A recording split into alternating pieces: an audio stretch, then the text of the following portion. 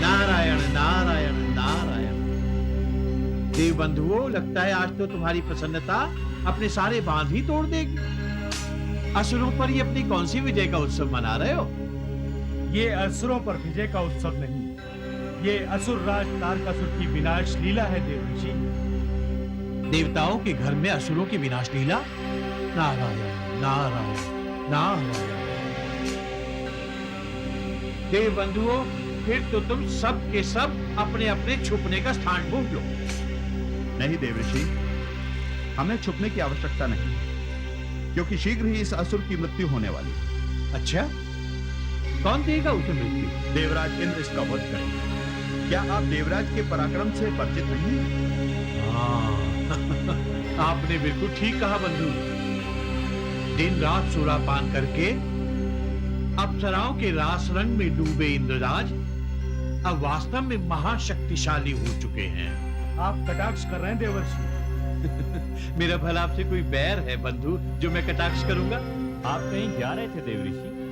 हाँ, ऋषियों का महायज्ञ देखने जा रहा हूं, जहां आपके देवराज इंद्र से भयभीत होकर असुरराज तारकासुर अभी पुष्प वर्षा करने वाले हैं। नारायण नारायण देवाय स्वाहा, ओम बृहस्पति देवाय स्वाहा, देवाय स्वाहा, देवाय स्वाहा, ओम वरुण देवाय स्वाहा, ओम वरुण देवाय स्वाहा, ओम देवाय स्वाहा,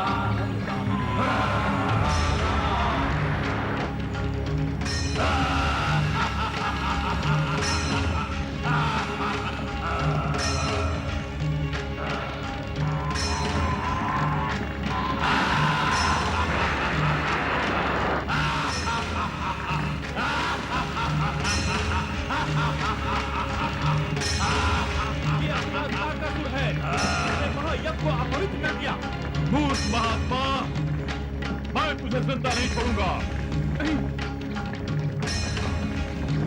तूने तारकासुर के विरुद्ध यज्ञ करने का दुस्साहस किया। अघोर, नित्य अघोर।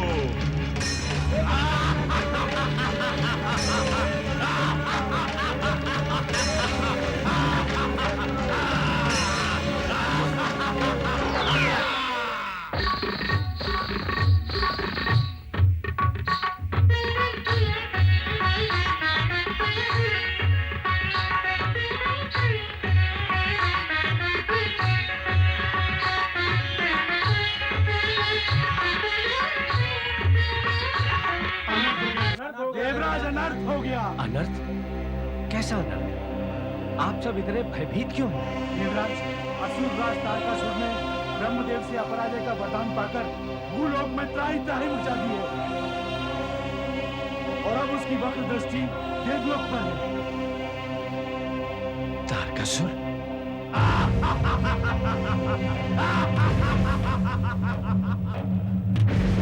देव बंधुओं, ये अत्यंत चिंता का विषय है कि ब्रह्मदेव ने प्रार्थना के वशीभूत होकर तारकासुर जैसे दानव को त्रिलोक विजेता का वर प्रदान किया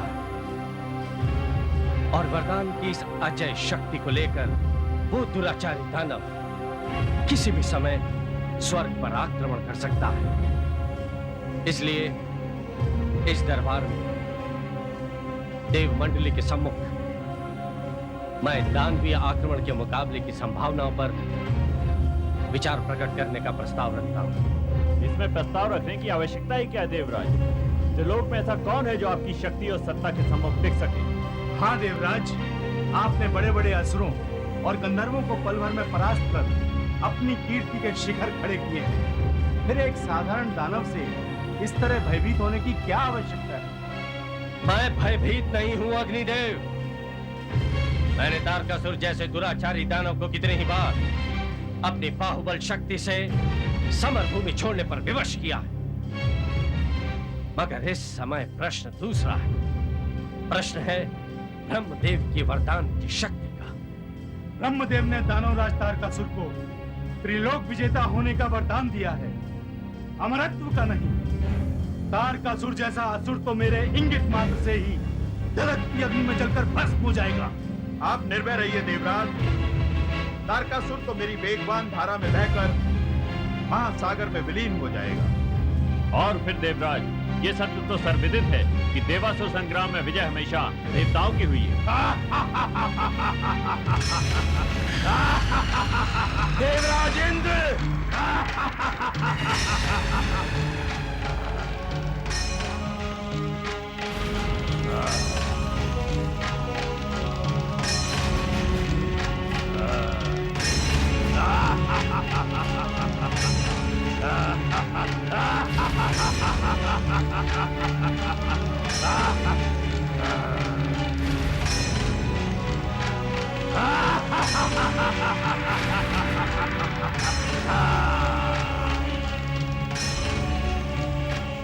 देवराज, तुम्हारी ये रंगशाला तो निश्चित ही मन को लुभाने वाली है,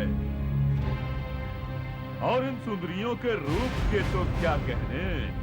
तारकासुर! देवराज इंद्र, अब तो तुम अपनी इस देव मंडली के साथ कहीं दूर चले जाओ और अपना ये सिंहासन मुझे सौंप दो, क्योंकि अब इस पर सिर्फ मेरा अधिकार है। अधिकार? तुम्हारे अधिकार में केवल तुम्हारी मृत्यु है तारकासुर, जिसे तुमने मेरे दरबार में आने की धृष्टता करके स्वयं ही आमंत्रित किया है। गुड देवराज, तब तो मैं तुझे मारकर इस स्वर्ग और इन सुंदरियों का उपभोग करूंगा। सावधान नारद, मैं तुम्हें अभी मृत्यु के द्वार तक पहुंचाता हूं।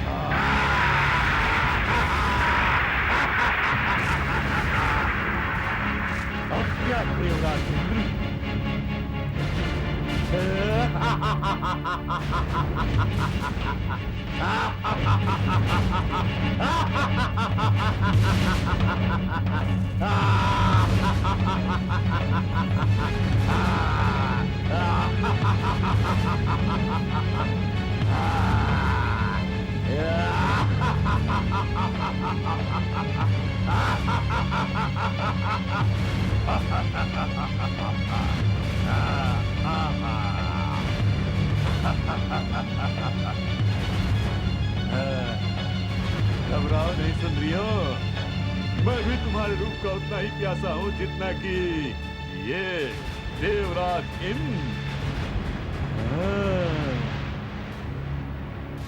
इंद्र की अप्सराओं के नृत्य के चर्चे तो संपूर्ण लोकों में विख्यात है। आज तुम्हें अपना यह नृत्य तारकासुर के लिए करना होगा। इंद्र!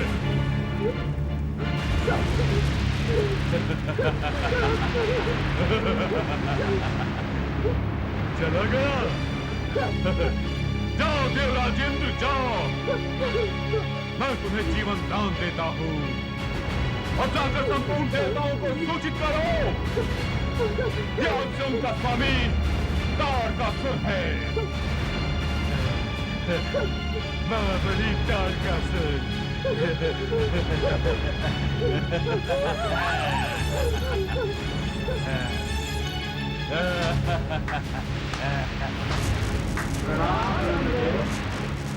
आयुष्मान भव। क्या बात है देवराज, आप सभी देवगण बहुत घबराए हुए प्रतीत हो रहे हैं। क्या संकट की किसी काली छाया ने देवलोक पर आक्रमण किया है? देवलोक की सत्ता असुर राज तारकासुर के हाथों विकसित हो चुकी है ब्रह्मदेव। उस नराधम ने मेरे सिंहासन और देवलोक की अप्सराओं का अपमान किया है। देवलोक की पवित्रता और सुकृति को ग्रहण लग चुका है ब्रह्मदेव। हाँ ब्रह्मदेव, असुर राज की अजय शक्ति ने हमारी अपराजित प्रतिष्ठा और निष्ठा पर अट्टहास किया है। और दुखद सत्य तो ये है ब्रह्मदेव कि इसके मूल में है आप द्वारा तारकासुर को दिया हुआ त्रिलोक विजेता होने का वरदान। देव श्रेष्ठ ब्रह्मा जी, देवलोक की मर्यादा और सृष्टि के हितों के विरुद्ध आपने एक अज्ञानी असुर को एक शक्तिशाली वर देकर अपने जगत पिता के कर्तव्य को निस्संदेह प्रताड़ित किया है। देव बंधुओं, आपकी पीड़ा जनक पुकार और आरोपों को मैं स्वीकार करता हूं, किंतु आप लोगों को एक बात नहीं भूलनी चाहिए कि प्राणी का कठोर तप देवताओं को वरदान देने पर विवश कर देता है और उस समय भविष्य की नियति को तप का आवरण ढक लेता है। यही त्रिलोक की लीला है, जगत का रहस्य जिसे केवल मैं जानता हूं, क्योंकि मैं स्वयं ही करता हूं और निकट भविष्य में आप लोग इस रहस्य से अवश्य परिचित हो जाएंगे। यदि ये आपकी लीला है तो आप ही बताइए ब्रह्मदेव कि देवलोक की मर्यादा और सिंहासन को पुनः प्राप्त करने के लिए उपाय क्या है? हे श्रेष्ठ, हमें दिशा दिखाइए। हाँ ब्रह्मदेव, हमें तारकासुर के वध का कोई उपाय बताइए। तारकासुर का वध अवश्य होगा, क्योंकि इसका विधान मैंने पहले से ही बना रखा है। किंतु तारकासुर का वध साधारण प्राणी के हाथों से संभव नहीं है। उस असुर का वध तो गिरिराज हिमालय की पुत्री पार्वती के पुत्र के हाथों से संपन्न होगा। तारकासुर को वरदान प्राप्त होने के तत्काल पश्चात ही गिरिराज हिमालय की पत्नी मीना ने एक अत्यंत सुंदर कन्या को जन्म दिया। वही कन्या पार्वती है।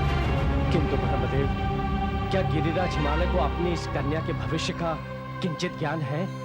हाँ देवराज, त्रिकालदर्शी देवऋषि नारद ने कन्या के जन्म के उपरांत ही गिरिराज हिमालय और उनकी पत्नी मीना को इस कन्या की विशेषता का संपूर्ण ज्ञान करा दिया है। मेरी प्यारी कन्या, प्यारी प्यारी हमको भी दुलार करने दीजिए महारानी जी। अवश्य महाराज। नारायण नारायण नारायण नारायण नारायण नारायण नारायण। प्रणाम ऋषिवर। आयुष्मान भव।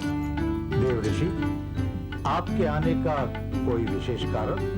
नारायण नारायण, हम तो कन्या जन्म का समाचार सुनकर उपस्थित हो गए राजन। हम धन्य हुए देव ऋषि, हमें अपनी पुत्री के लिए आपके आशीर्वाद की अभिलाषा है। राजन, आपकी पुत्री को हमारे आशीर्वाद की आवश्यकता नहीं। इसके ललाट पर तो स्वयं विधाता ने भाग्य की सुंदर सुंदर रेखाएं अंकित की हैं। आप त्रिकालदर्शी हैं ऋषिदेव। आपने अवश्य मेरे पुत्र के भाग्य में कोई शुभ लक्षण देखे होंगे। एक माँ होने के नाते मैं अपने पुत्र का भविष्य जान सकती हूँ। नारायण नारायण, इस कन्या का तो जन्म ही एक उत्तम प्रयोजन के लिए हुआ है महारानी। इसका आयुष्मान पुत्र दुराचारी दानव तारकासुर का संहार करेगा। देवर्षि, यदि यही मेरी पुत्री के भाग्य में है, तब तो उसे उत्तम पति की आवश्यकता होगी। इसे उत्तम वर ही मिलेगा महारानी। त्रिलोक में सर्वश्रेष्ठ और अद्वितीय पुरुष इस कन्या का पति होगा। आप तो सब ज्ञाता है देव ऋषि, कृपा करके हमें उस महापुरुष का नाम बताइए। नारायण नारायण नारायण, भला विधाता की आज्ञा के विरुद्ध मैं उसका नाम कैसे ले सकता हूँ? और फिर राजन, अभी तो देवता स्वयं भी नहीं जानते कि वो महापुरुष इस कन्या से विवाह करेंगे भी या नहीं।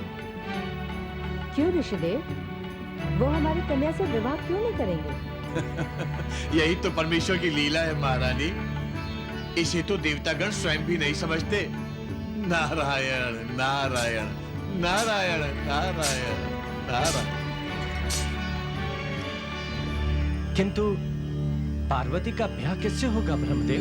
वह तो केवल भगवान शिव ही हैं देवराज, जिनका कुमारी पार्वती से विवाह हो। लेकिन चिंता का विषय यह है, इस समय भगवान शिव गंभीर समाधि की अवस्था में है। उन्हें जागृत नहीं किया जा सकता। किंतु ब्रह्मदेव, सृष्टि और देवलोक के मर्यादा की रक्षा के निमित्त आप तो शिव जी को इस समाधि से जगा ही सकते हैं। हाँ देवश्रेष्ठ, ये पवित्र कार्य तो आपको करना ही होगा।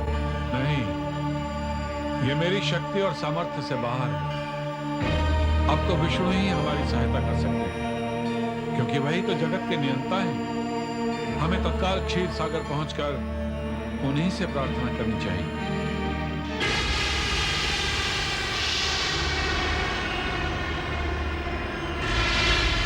नारायण नारायण नारायण नारायण। प्रभु, शीघ्र ही मृत्युलोक के ऋषिगण, देवलोक के देवता और स्वयं देवराज इंद्र आपकी शरण में पधारने वाले हैं। देवता और ऋषिगण? लेकिन क्यों देवर्षि? ऐसा क्यों है देवऋषि कि आप जब भी आते हैं कोई ना कोई समस्या लेकर ही प्रस्तुत होते हैं? नारायण नारायण। देवी, आप तो जानती हैं मैं शांति से हमेशा दूर रहता हूं। फिर बार बार आप यही प्रश्न मुझसे क्यों पूछती है देवी? आप देवलोक में शांति क्यों नहीं चाहते देवर्षि? क्या देवासुर संग्राम में आपकी कोई विशेष रुचि है? नारायण नारायण। प्रभु, संग्राम से भला मेरा क्या प्रयोजन हो सकता है? वो तो आपके परम आदरणीय देवताओं के भाग्य की वस्तु है। आपकी बात हमारी समझ में आ रही है देवर्षि, किंतु इस समय देवताओं और ऋषिगण के आगमन का कारण क्या हो सकता है? समस्या तो वही पुरातन है प्रभु। दुरात्मा असुर तप करते हैं और महात्मा देवगण उन्हें वर प्रदान करते हैं, और फिर असुर देवों को परास्त कर उनका देवत्व छीन लेते हैं, और तब देवता किसी अबला नारी की तरह रोते चीखते छाती पीटते आपकी शरण में आ धमकते हैं। ना ना, आप किंचित उदास न हो देवी। क्षीर सागर तक असुर नहीं देवता ही आएंगे। हमें ना ही किसी असुर से भय है और ना ही आपकी बातों से प्रायोजन। नारायण नारायण नारायण। लगता है आपको हमारी बात पर विश्वास नहीं देवी। ठीक है, आप स्वयं ही देख लीजिए। लीजिए। त्रायमाम त्रायमाम त्रायमाम त्रायमाम। प्रणाम प्रभुदेव। प्रभु, असुर राज तारकासुर ने देवलोक छीन लिया है। असुर राज तारकासुर ने हमारे महायज्ञ को अपवित्र कर दिया। प्रभु, हमारी रक्षा कीजिए। वरदान किया जाए शक्ति पाकर असुर राज तारकासुर महाशक्तिशाली दानव बन चुका है। उसके वध का उपाय बताइए विष्णुदेव। किंतु देवराज, तारकासुर का ऐसा अनिष्टकारी वरदान किसने प्रदान किया? विष्णुदेव, यह अनिष्टकारी वरदान तारकासुर को मैंने ही प्रदान किया था। एक समय पृथ्वी पर तारकासुर ने बहुत कठोर तप किया था, और तब तो देवताओं को वैसे ही बहुत प्रिय है प्रभु। आदरणीय ब्रह्मा जी ने अपने भक्त को इसलिए ये वरदान दिया था ताकि एक दिन वो देवलोक से इन्हें ही निष्कासित कर दे। आदरणीय ब्रह्मदेव, तब से प्रभावित देव बंधुओं द्वारा समय समय पर असुरों को दिए गए वर हमेशा अनिष्टकारी सिद्ध हुए हैं, और ये प्रक्रिया फिर भी चलती आ रही है। अब आप ही बताएं ब्रह्मदेव, ऋषि गणों और इस देवलोक की पीड़ा का आपके पास क्या उपाय है? विष्णुदेव, हिमालय पुत्री पार्वती और शिव जी की संतति ही इस असुर का वध कर सकेगी। किंतु शिव तो कठोर तप में लीन है ब्रह्मदेव। धर्म पत्नी गिरजा के आकस्मिक मृत्यु से शिव ने कभी विवाह न करने का फैसला कर लिया। दक्ष पुत्री गिरजा ने ही पार्वती के रूप में हिमालय के घर में अवतार ले लिया है। विष्णुदेव, शिवजी और पार्वती का विवाह संभव नहीं है, अपितु अवश्यंभावी। नारायण नारायण नारायण नारायण नारायण नारायण। देव बंधु, आदरणीय ब्रह्मदेव का विधान सत्य है, किंतु कुमारी पार्वती अपने विगत जन्म को भूल चुकी हैं। उन्हें शिव को प्रसन्न करना पड़ेगा, इसलिए शिव की समाधि तोड़ना आवश्यक है। समाधि से जगे शिव यदि पार्वती को अपनी पत्नी के रूप में देख सके तो ये कार्य अवश्य संभव होगा। परंतु ये कैसे संभव होगा भगवान? शिव जी को समाधि से जगाना कठिन ही नहीं, अत्यंत दुष्कर है। इस कार्य के संपादन के लिए आपको कामदेव की सहायता लेनी होगी।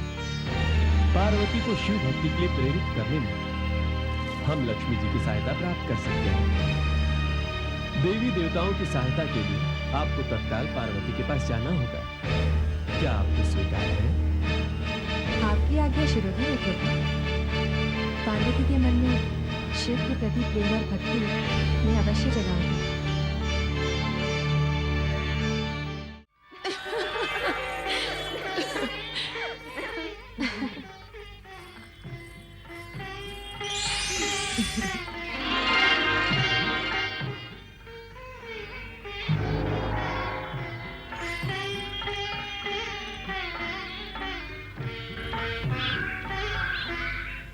बालिके, तुम्हें सुंदर पुष्पों से बहुत प्रेम है ना? ये लो, ये मनोहर पुष्प मैं तुम्हारे लिए ही लाई हूँ। आप कौन है साध्वी? आपके पुष्प तो अति सुंदर है। इन पुष्पों की महक लो बालिके, तुम्हारे मन को तृप्ति मिलेगी।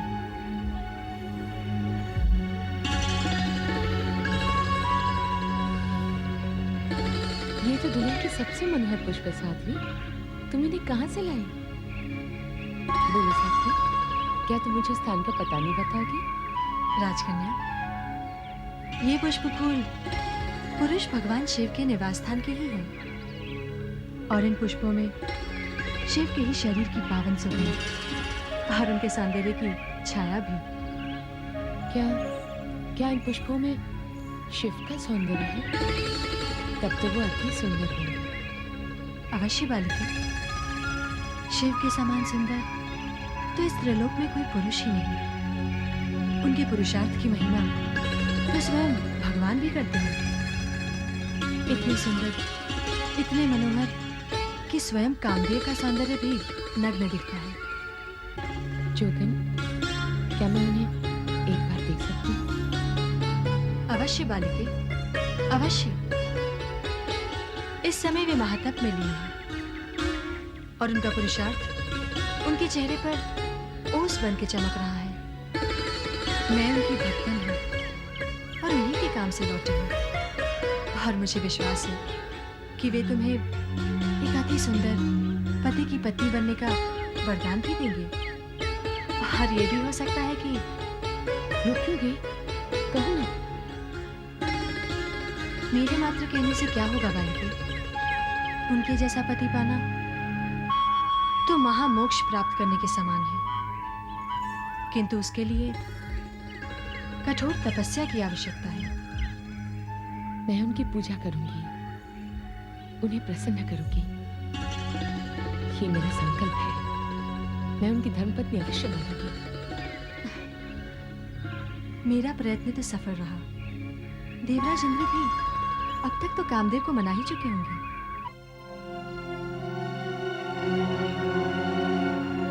हमने प्रत्येक स्थान तलाश कर लिया है देवबंधु, किंतु कामदेव का तो कहीं पता नहीं चला।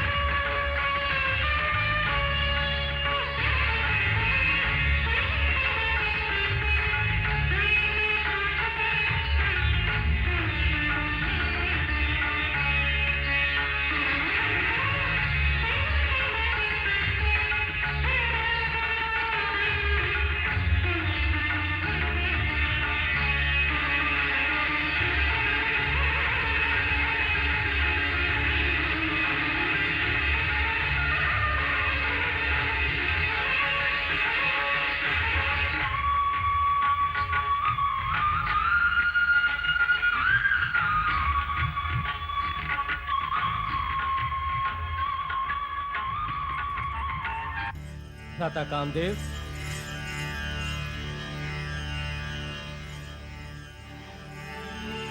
प्रणाम इंद्रदेव। देवराज, आप और मेरे उपवन में क्या कोई विशेष प्रयोजन है? भ्राता कामदेव, तारकासुर वध के निमित्त भगवान विष्णु ने हमें तुम्हारे पास भेजा है। मुझे तुम्हारी सहायता की आवश्यकता है। अपने काम बाणों से तपस्यारत भगवान शंकर को जागृत कर उन्हें पार्वती के प्रणय में लीन होने को बाध्य करो बंधु। नहीं नहीं देवराज, ये मुझसे नहीं हो सकता। भगवान शिव इस समय महातप में लीन है। उनकी तपस्या को भंग करना तो महापाप होगा। किंतु सृष्टि के भलाई और देवलोक के निमित्त तुम्हें यह कार्य संपादित करना ही होगा। और फिर ये तो भगवान विष्णु का आदेश है, जिसका पालन तुम्हें करना ही होगा बंधु। तुम्हें हमारे साथ उस स्थान को प्रस्थान करना ही होगा जहां कैलाश पर्वत पर परम शिव अपनी कठोर साधना में लीन है।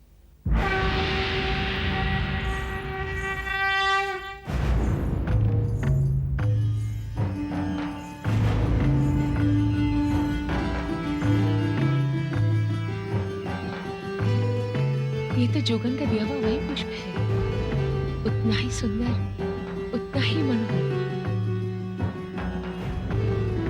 ये विशाल शरीर, ये कंधे, ये पुष्ट भुजाएं, ये तो सचमुच पूर्ण पुरुष है।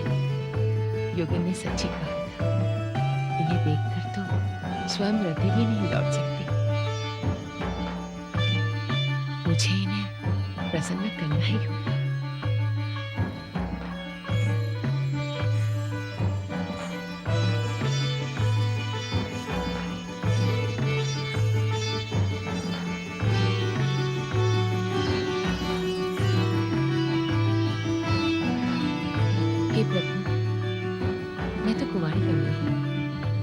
अभी तो जीवन का मर्म भी नहीं जानती।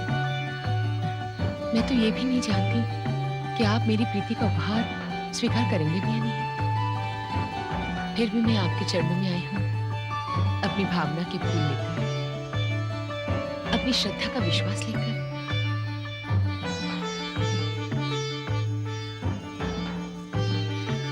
आप तो परम शिव हैं, पूर्ण पुरुष, आंखें खोले प्रभु, एक नारी की प्रीति और भक्ति को स्वीकार कीजिए।